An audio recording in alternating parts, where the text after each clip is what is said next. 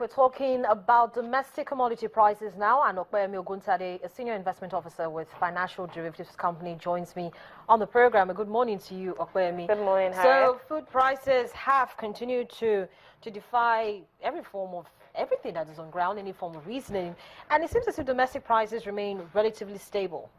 Yeah, domestic prices are high, but for this week we haven't seen a spike yet. But if we're looking at tomato prices, prices of tomatoes have been they're going high astronomically. I mean, this week it's 25,000, next week it's at 3,000, and this week what we've had is that prices are now between the range of 40 to 45,000, and initially for a basket.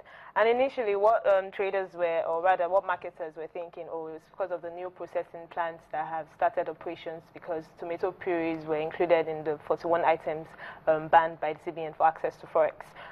But what we've seen right now is that there's a disease in the north. It's called Tuta absoluta. It's a moth that eats into the fleshes of tomatoes, and it's so powerful in the sense that it could reduce yield by about as much as 50 to 100%.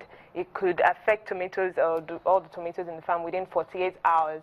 And what's so annoying about this pest is that it has this high mutation, and it makes it very immune to insecticides and pesticides. So, and then it even grows within the roots of the tomato. So even if you spray the insecticides or the pesticides, it doesn't really get to it because it's underneath.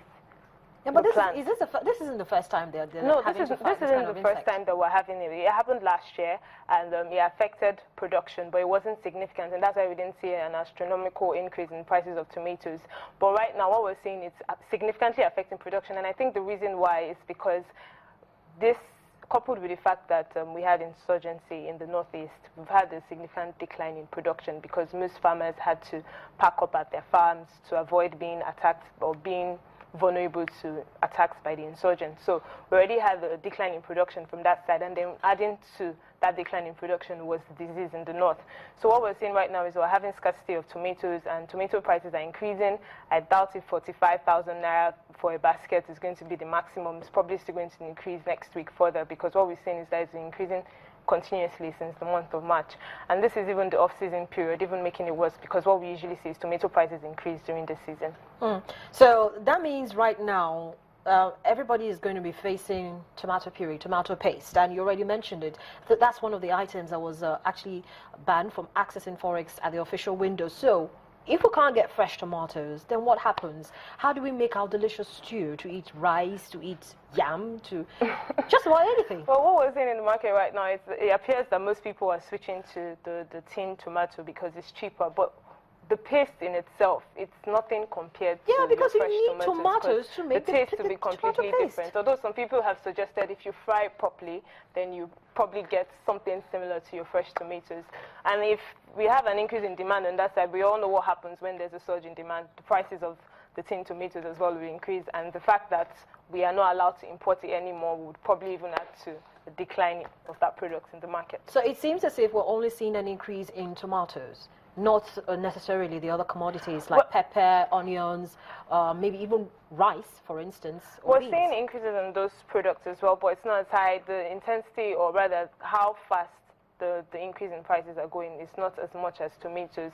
We are seeing the price of a bag of rice is now 16,000 naira for a bag. I mean, as at this time last year, it would have gone for about 8,000, 9,000, because it's not a seasonal period where we have festive seasons. So, but right now it's going for 16,000 naira. So prices are still increasing, but the percentage increase is completely different. Tomato prices are increasing at a faster rate because we're having scarcity. And I think the government needs to come in and sort out this problem of the Tuta absoluta, because this happened in Sudan. A similar experience happened in Sudan in 2010, and it took 3 years for them to completely get rid of that pest. So what I'm saying right now is, if we don't treat it right now, we could find ourselves in a situation where we'll be facing food security because there's really no tomatoes anymore in the system. So maybe in another way, the government should also, come out with a clear policy, clear plan on storage. Yes. Because that also helps to stave off all these issues that we're having. If we had, some of these products in storage, we could bring them out, and that could also drop the price of the commodities. Absolutely, as it is I in the agree market. with you, because Nigeria is like the second largest producer of tomatoes in Africa, and we produced about 1.6 million tons or thereabouts within a year. But what we've seen is that we lose about half of that produce to spoil it because it wastes out because we are not able to store it, because transporting it from the north down here, there are a couple of things that happen, maybe the heat or maybe the transport services. And tomatoes are perishable products.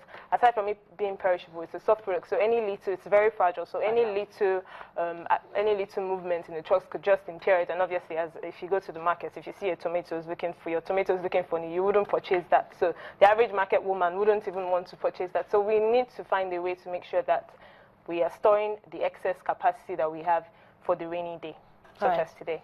Okay, thank you so much. Of course, the conversations around tomatoes continues after now. But do have a good day, and thank you so much for coming on the program. Business Morning continues in just a moment.